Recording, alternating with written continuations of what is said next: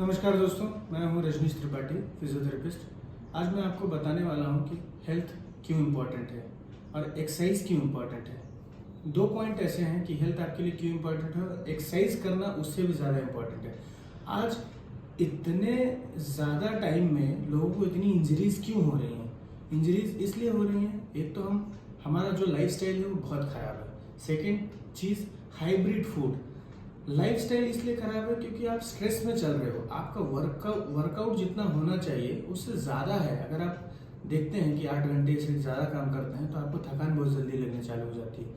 Secondary, जब sedentary lifestyle होती है और आपको रेस्ट नहीं मिल पाता है तब आप इंजरी की तरफ बढ़ते हो। और इंजरी से रोकने के लिए आपको सबसे ज़्यादा इम्पोर्टेंट रोल क्या प्ले करना होता है? एक्सरसाइज। जब आप एक्सरसाइज करोगे तो आपकी मसल में स्ट्रेंथ रहता है, और जब आप मसल्स में स्ट्रेंथ रहेगा तो बोन आपकी अच्छी रहेगी, मस्कुलर स्केलेटल सिस्टम अच्छा रहेगा।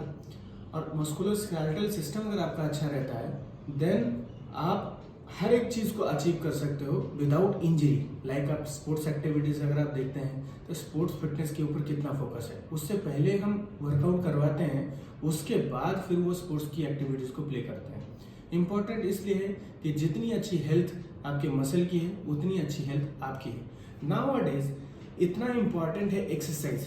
आप एवरीडे एक्सरसाइज करिए, 10 मिनट से स्टार्ट करिए एटलीस्ट। और बहुत ज़रूरी है, जितना ज़्यादा एक्सरसाइज की तरफ आपका फोकस रहेगा उतना आपका अच्छा डेज रहेगा, अच्छा मेंटल पीस रहेगा, स्ट्रेस से दूर रहेंगे और इन जनरल एक्टिविटीज़ में इन्वॉल्व रहेंगे। ना आपको फिजियोथेरेपी के पॉइंट ऑफ व्यूज जैसे बताता हूँ। आजकल जैसे हमारे पास पेशेंट आते हैं कि सर्वाइकल में पेन हो रहा है या लंबर में पेन हो रहा है या बैक पेन से रिलेटेड कुछ इश्यूज आ रहे हैं, रेडिएटिंग पेन हो रहा है, टेनिस एल्बो हो रहा है, मल्टीपल प्रॉब्लम्स।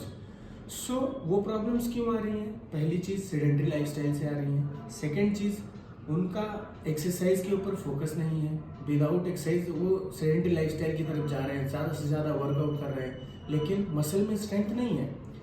अगर मैं बोलूँगा कि एक नॉर्मल आईटी पर्सन की बात करता हूँ तो वो 8 से 10 घंटे कंप्यूटर टेबल पे बैठता है।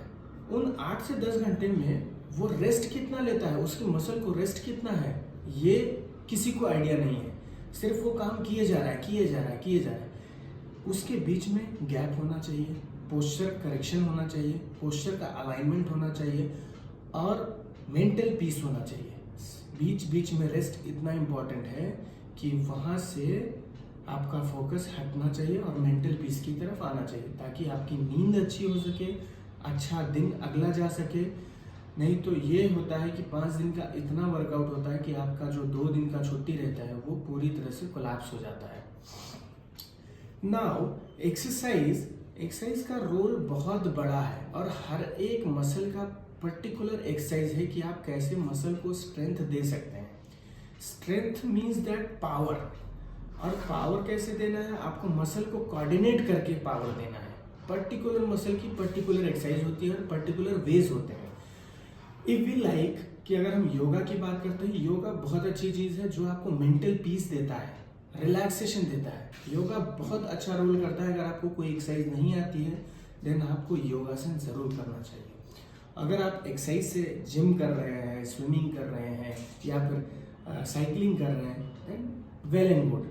बट साइकिलिंग कर रहे हैं तो एवरी डे 20 मिनट्स का साइकिलिंग आपको करना है और विद द 5 डेज 6 डेज आपको 6 डेज पे आपको रेस्ट लेना है। अगर आप जिम कर रहे हैं तो जब आप जिम करने जाते हैं तो आपका पर्टिकुलर मसल कितना वेट उठा रहा है आपका ट्रेनर के ऊपर डिपेंड करता है। हैवी वर्कआउट करते हैं तो टोनिक एक्टिविटीज़ बढ़ती है और क्लोनिक एक्टिविटीज़ लॉस होती है। तो जितना ज़्यादा आप हैवी वर्कआउट करेंगे उतना ही लॉस आपके मस्कुलो स्केलेटल सिस्टम को होगा जैसे जैसे आपकी एज बढ़ेगी। सेकेंड चीज़, अगर आप स्विमिंग करते हो तो swimming nowadays are best thing to reduce the weight. सबसे अच्छा तरीका है इस समय वेट को रिड्यूस करने का। आप किस तरह से स्विमिंग करते हो? अगर आपको स्विमिंग नहीं आती है, लोग ऐसा बोलते हैं, जनरल आते हैं कि हमने एडवाइस किया आपको वेट रिड्यूस करना है तो हमने एडवाइस किया कि आपको स्विमिंग करना है, बट वो बोलते हैं सर हमको स्विमिंग नहीं आती। That is not issue. Swimming नहीं आती है, आप स्विमिंग टैंक में जाइए, 3 to 4 फीट से स्टार्ट करिए और 5 फीट तक जाइए, आप वॉक करिए। आपका स्विमिंग टैंक अराउंड 12 से 14 फीट का आराम से होता है नॉर्मली। 14 फीट आप जाइए ना, 10 से 15 राउंड लगाइए, हाफ एन आवर में एटलीस्ट 10 राउंड होंगे। 10 राउंड में आपका मसल कितना आउटपुट देगा जब आप वाटर से बाहर आएंगे।